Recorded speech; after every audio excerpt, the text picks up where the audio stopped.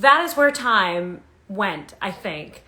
Last week to this week, I skipped Find Your Fairy Tale last week because we had quite a bit going on in the world of news, first of all, and in everybody's world, really, with the elections. So I don't know if you even noticed that I wasn't here last week. I barely noticed that I wasn't here last week, but I decided to take a little break because I felt like our minds were all on a lot of other things. So I hope that everybody is collectively exhaling and that you're all in a good place and that we can kind of get back into these good conversations about how to make our lives matter in the small and big ways that make us feel like we're connected to each other and that we're staying true to what we dream and what we want. I have to say, it's been one of those days where it's my day off, but I had to handle some stuff for work, and then I was cleaning, and then I was cleaning some more, and some more, and some more. I was trying to hit a deadline for my latest book, so it's one of those days where you sit there and you say, how in the world am I supposed to get it all done? And that's what I really want to talk about today, is how do you fit the big dreams into all the little stuff that your daily life is made of. So joining us tonight is Jessie Ann Foley. She's an incredible author. 4 books later, I'm reading her latest book, which is called You Know I'm No Good, and I am 100% hooked.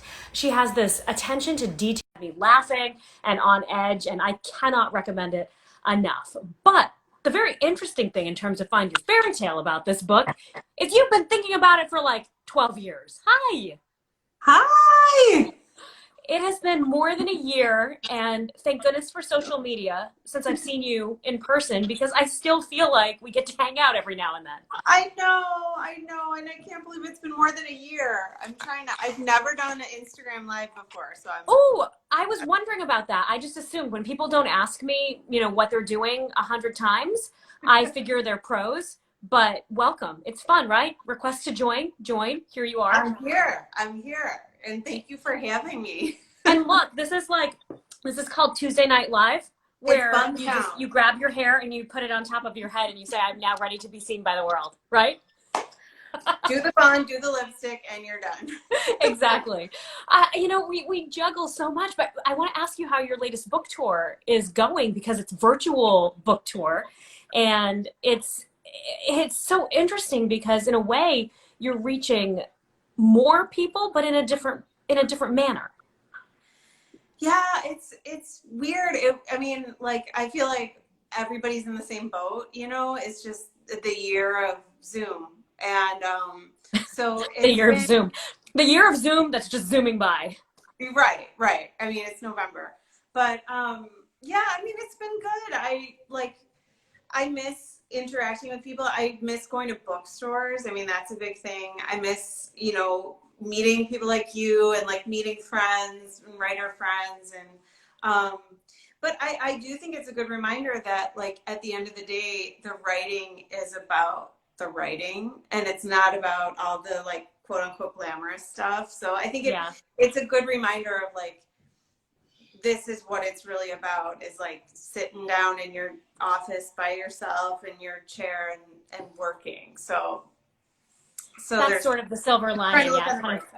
The quarantine put us all into these creative corners where we had ourselves to keep us company, and that was kind of it in terms of getting things done. But on Find Your Fairy Tale, what we do is we dig into what it takes to meet your goals and build your dream.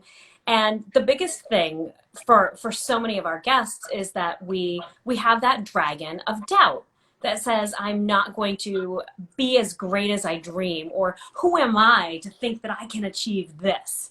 And what I love about the story behind your story, You Know I'm No Good, is that when you were a teacher, before you became full-time writer, you had this nugget of an idea based on a real incident, and it stayed.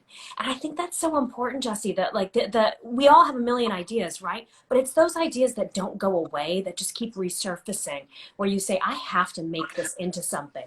So how did you not give up on this particular story after it just kind of swirled in your brain for more than a decade?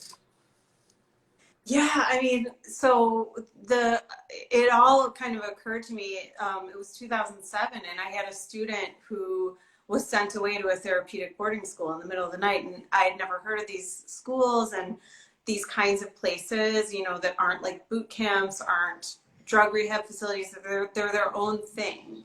Um, and I guess like I just had a really good piece of advice from a teacher of mine that was like, write what's most taking your attention. So, Mm-hmm. I would start it and I would put it away because I had no experience. I'd never gone to one of these schools. I'm not a journalist like you. So I was like kind of intimidated by the idea of like research. But at the end of the day, that's all we are. We just have to research in ridiculously tight deadlines. Yeah, but I didn't like the idea of reaching out to somebody who I didn't know and asking them to like, to interview them for a story. That's not something that I do. So I didn't feel comfortable with it when I was younger. Yeah. And then the older I got, I just gained the confidence of that comes with age sometimes, where I was like, you know what, like you just said, I mean, this story had been knocking around in my brain for over a decade. And I was like, look, I want to write this story and I can't write it unless I do some like serious research. And so I that's what I did. And I think it's about just like you were saying at the beginning, like the dragon of doubt. I was like, well, I'm not a journalist, so I can't do research in the way that a journalist would. And then it was like, well, why can't I? I mean, I can, Mm-hmm. you can try new things. And it was scary, but I did it, and it was great. So yeah. I think it's so interesting because I talk to a lot of artists, but I talk to a lot of entrepreneurs, and I talk to people who are at the top of their game according to everybody else. And they always say, "Oh, I don't think I'm there," or "I wouldn't say that." So, would you say that you're living your fairy tale right now? Is it a day-to-day thing, or do you have this definition of happily ever after that's kind of floating out somewhere else? Well, I mean, I don't know how you feel, but like I feel like it's human nature to keep moving your own goalposts. Mm-hmm. Like if I had said to myself when I was, 17, 18 years old, you're going to be an author, that's what you're going to do for a living. I'd be like, well, that's my dream. That is what I always wanted to do. But then when you get there, there's always like, well, what else could I used to be a high school teacher for a long time. And, Yeah. part of me is like, well, I miss my colleagues and I miss the kids and I miss this and I miss that. And because, it is the field of writing is very competitive. There's a lot, there's thousands of books that get published every year. And sometimes you feel like your book's not getting enough attention or like it's not getting the sales or blah, blah, blah. But at the end of the day, yeah, when I actually think about it, I'm like, I get to, people read stuff that I write. It's such an honor and it's so cool. And it's what I always wanted. So in a way it is my fairy tale, So you were but 16, 17 when you decided you wanted to be an author? oh, I was probably younger than that. Yeah. I was younger Yeah. than that, but I just didn't I really think ever I was think, probably 8, maybe. yeah, I mean, yeah, very young. But I just didn't ever think that was something you could do for a living. And it is really hard to make a living from being a writer, but there are other rewards, and I think you have to start thinking of, instead of comparing yourself to what Cheryl Strayed writes that Dear Sugar column in the Rumpus, and she wrote this amazing column about like what it means to have an English degree, Yeah. and not comparing yourself to what society thinks is like success, but your own definition of success, which is super cool. And I refer back to that a lot. Yeah, it's really hard to not, but that's something that's been a resounding. I've been doing this for about 3 months now, and the pieces of advice or the things that we sort of dig out of our own conversations here is that you have to put up these blinders to what other people say is success. Most of the time, it's what you think they think is success. So really, it's your own definition at the end of the day anyway. So Right. you might as well just listen to that in the first place. But I'm just it's, you were teaching, but your book, kind of blew up on the scene, your first book, Carnival at Bray. So sometimes the fairy tale finds you. Yeah, that was wild. I mean, I published my book with a tiny press and, was fully prepared. My publisher told me, he was like, you're probably not going to get this amazing praise. You're probably not going to get raked over the coals. You're probably just going to be ignored. Like, that's what happens to 90% of books. And I was like, okay, so all right, I can live with that. I mean, Right. I can clutch the book to myself. I can smell the pages. I can say I did this. yeah, I mean, that was never why I started writing in the first place. And then it won a Prince honor. And then all of a sudden it was like, I had agents. I didn't have an agent or anything. And I had like agents calling me, and I had all of a sudden like people, it just like blew up. And it was just the best part about it. It was that I was not expecting any of it. And I was not, I mean, I just, it was such a true shock, and it was great. And then the next thing I knew, I like had a different contract for 2 more books. And so, yeah, I mean, in a way, I do miss like the purity of that earlier time when it was just kind of like, I didn't have any expectations. Yeah. I didn't care about reviews. Like, it was just about, and that's what I try to remind myself of, that that's why I do this. And It's interesting because I think that it's that, but it's when something comes from a pure place, when you're doing it for your heart, for your soul, and you're feeding, your own dream, something resonates. So clearly you came from such an honest place that other people were able to sense that. And that's probably why it did as well as it did. And then, set you up for the next 4 books. And here we are. What do you think is the takeaway for somebody who, in any field, whether it's writing or, they want to start their own business, in terms of keeping that sense of honesty with yourself? You say you almost miss that pure place. What gets in the way? What can kind of drown that out?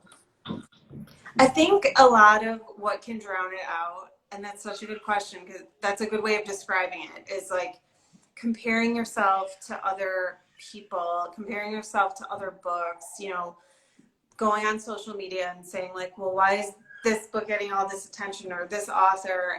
And just remembering, like, when you started this out, you didn't know about any of this, right, about this marketing piece of it, and you didn't care, and at the end of the day, it's just about like butt in chair. What we used to say, like butt in chair, just like sitting down and I think then just remind yourself, like, what was originally what drew you to this, like there's this great phrase that's the future has an ancient heart. Like, when you were young and you were thinking about your future, what was it that you wanted to do? And this is what I always wanted to do. And so like, I'm doing it, and I think just doubting yourself is like, what good is it? What purpose does it serve to say I'm not good enough, I don't deserve to be here, this and that? Like, it has no benefit. And so I just try not to do that. How do you quell that voice? Is it a habit or is it an outlook? I think it's more of a habit of just saying, like, just knowing that does not serve any purpose. Yeah. I mean, there's always a purpose to self-critique of your work and saying, like, how can I improve this? But that's different than saying, like, I don't deserve to be here. I'm, what do they call it? Like imposter syndrome. Imposter syndrome. Oh yeah. Yeah. Imposter syndrome. That is just a waste of energy, because like, I don't really see how it would improve anything. But it is like, especially like as a woman, and, kind of being intimidated in a lot of ways when I was younger, like, but it just does not serve any purpose. So I try not to do it. What I like about your books, and what I particularly love about the book that I'm reading right now with, I'm No Good, is that you talk about how these characters, you create beautiful characters who are so broken. There is beauty in the brokenness, and they all have to find peace in the pieces. You know, their lives have blown up for various reasons, and I think that that's such an important reminder because, you know, whether you're you know, a writer, a reader, whatever you are, whoever's watching right now, I think we all have those points, and even what we've gone through as a society with the division that I've never seen before as a reporter or even just as an adult watching politics. You know, you sit and you say, okay, so there's all these pieces, right? What's the beauty in it? What's the takeaway from this brokenness? And I was just curious why you're drawn to write about that. Was it from watching teenagers as a teacher and seeing how they're putting the world together, or is it even bigger than that, where you say, you know what, we have to look at it that way?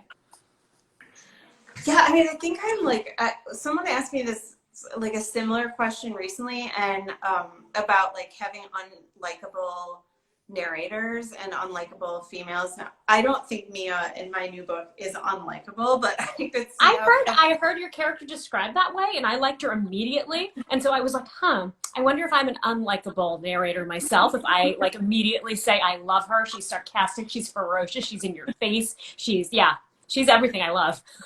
Yeah, I mean, I was just about to say if I were her teacher, I might not love her that much, but I actually did love kids like that. Yeah. So yeah, so but I guess what I'm saying is I'm just always drawn to books that have unlikable women as their main characters. Like I just finished reading The Mars Room by Rachel Kushner, and it's about a woman who's in a prison in California and who beat this guy to death with a crowbar, but he'd been stalking her for several years, and like I love the contrast between outward toughness and then inward vulnerability. And I think just from my teaching days and from just growing up myself, life, I think that a lot of the times with boys and girls, that, you know, it's that classic thing of like the bully that's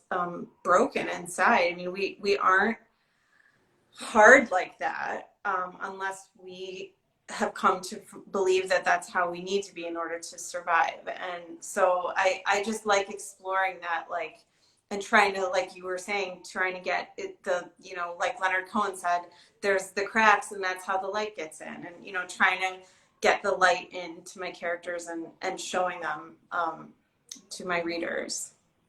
And I think that's kind of what a lot of these conversations have been about. It's finding the light in all the cracks and the fissures, and saying, okay, how do I make every day matter and not get so focused with eye on the prize that I miss the little moments. You're a mom of 3, right?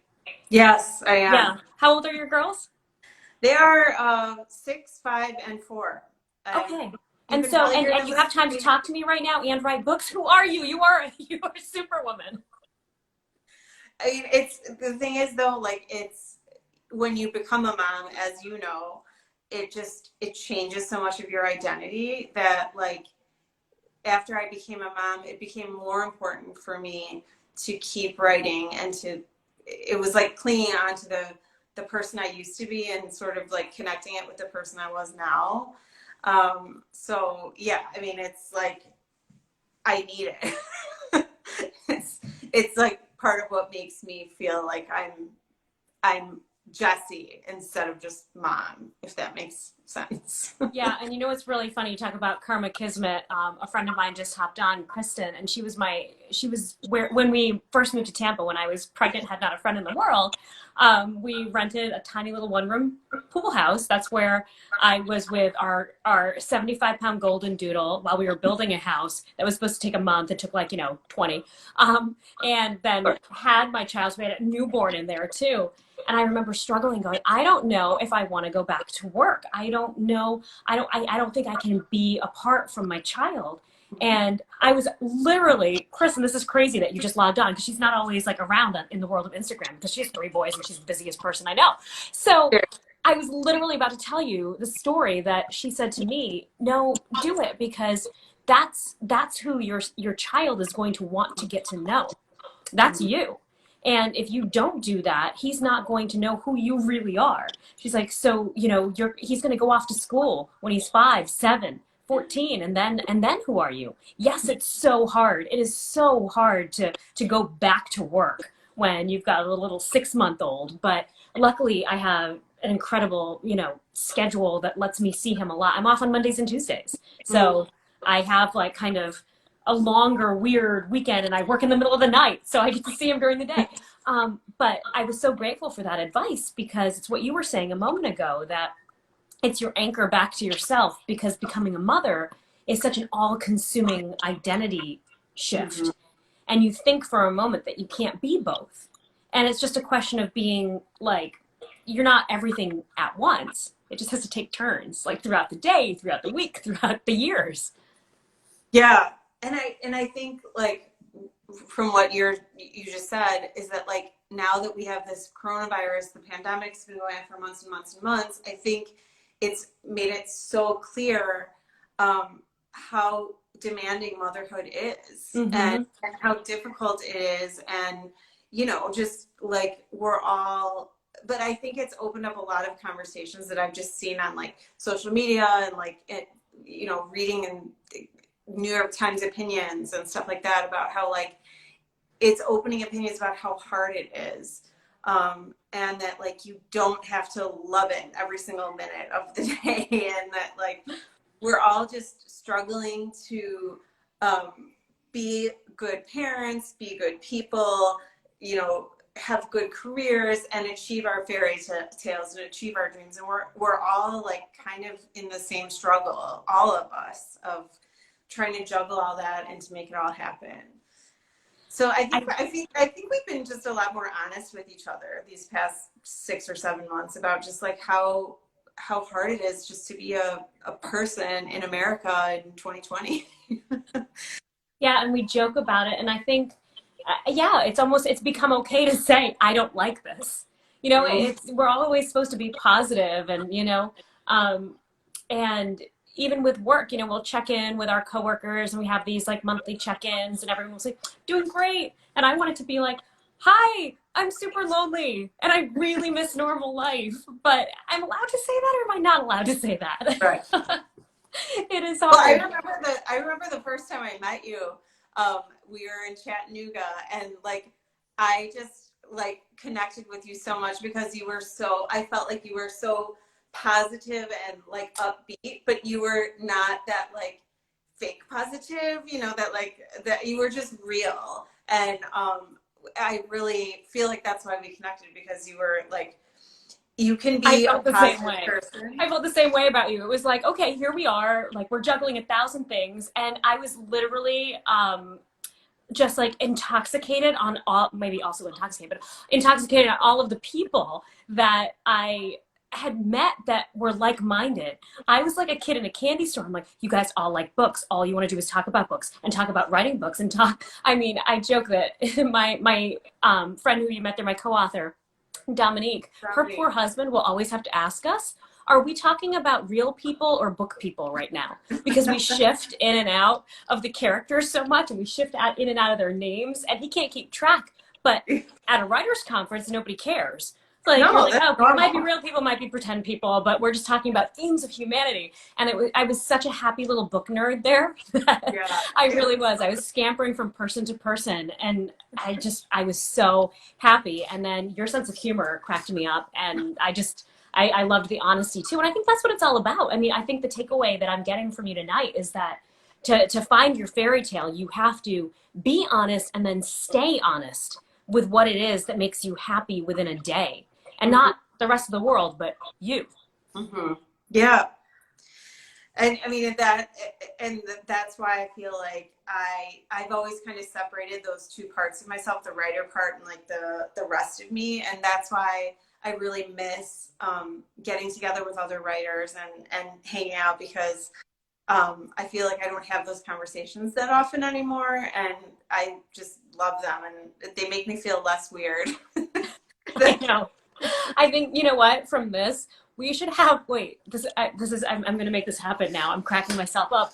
We should do a reunion of Chattanooga, like a Zoom call, and We just should. have, and then we can just geek out all the live long day about our books and what we're writing, and yeah, do it that way because hey, it's virtual. That doesn't mean we can't have a glass of wine and laugh and brainstorm our books. You're right. I count me in. I'm there. Hmm. Yeah. Okay. So now I'm going to search my email box for Yahoo Fest, which is where we all met, and send out a really strange email, and I'll blame you. I'll take the blame. It's totally No, it would fine. be fun. It would be fun, and I think we're all having to think outside the box on how to stay connected and how to achieve those conversations that help us achieve our dreams. So Yeah. I've been asking everyone too, Jessie. Do you have a favorite fairy tale? Oh my gosh. Well, you know what? It's so funny that you asked me this question because I just finished, like yesterday, literally, my first middle grade manuscript. And it is based on, well, it's a realistic, like contemporary story, but there's a lot of Irish mythology in there. Oh, And fun. particularly this one legend called about the Salmon of Knowledge, it's called. Okay. Which my husband, who's from Ireland, he reads this story to my girls a lot. It's a traditional story of this warrior, this young warrior. I won't tell you the whole story, but there's this salmon, like the fish, that lives in this river, and he has all the knowledge of the universe. And if you catch him and if you eat his flesh, you gain the knowledge of the universe. So this young warrior caught the fish, and he wasn't supposed to eat it because his teacher had claimed it for himself. But when he was cooking the fish, part of the skin started to blister. So he touched it with his thumb, and then he licked his thumb because it had burned, Ah. and he gained all the knowledge of the universe. So, and then he became this great warrior named Finn McCool. So I've been thinking a lot about that story. That's the title of I the love that I love that because it's the legends and fables of the world. And, most people, we know the ones that we know here. And I have a lot of amazing mythology that I grew up with the stories from Hindu mythology from my dad. My dad's from India, my mom's from the US, but I grew up obviously with all of the fairy tales, but I love that you immediately brought it to this Irish folklore because I feel like I've heard of the fish of knowledge, but I didn't Yeah. know, the rest of the story. But that's really fun, and middle grade is really fun. Do you feel like as your kids are getting a little bit closer to that age range, you almost want to give them things that they're going to be able to read? Yeah, I mean, and it was funny because like I write YA, but my YA is usually like for 14 and up. So Mm-hmm. I keep on having to be like, you can't drop an F-bomb, like no sex. Nobody can get drunk or do drugs. Like you gotta like keep it tame. But the reason why I even started writing middle grade is because my agent suggested it to me because she said, you clearly love writing about family relationships, and that's like a big part of middle grade. And so I never had a grandfather growing up. Both of my grandfathers were dead before I was even born. So I was always interested when I was a kid of that relationship between a kid and their grandfather. And now that I have children of my own, and my dad is such a wonderful grandpa, You can see it. Yeah. I wanted to explore that. So that's what the story's about, is this girl and her grandpa. And she's sent to live with him. She's American, he's Irish, and she's sent to live with him for the summer. And he's this like cranky old mean farmer. But there's a lot, hidden behind his crankiness. Yeah. So, Oh, I love that. I love that. I mean, I think that's probably when I read the most was, middle grade was when I got completely sucked in and I was reading 12 books a week, not even kidding. right. I wish I still had that time. So that's one of my favorite things about doing Find Your Fairy Tale is when I meet authors in real life or I stumble across, a book, it's easy to just let them pile up. But if I'm talking to you, I'm obviously going to read your book. And so I got into audiobooks so much. So now all the most mundane errands and chores like folding laundry or, you know, driving to the grocery store, even if it's 4 minutes, I'm like, ooh, and your chapters are nice and short too. Yeah, So yeah.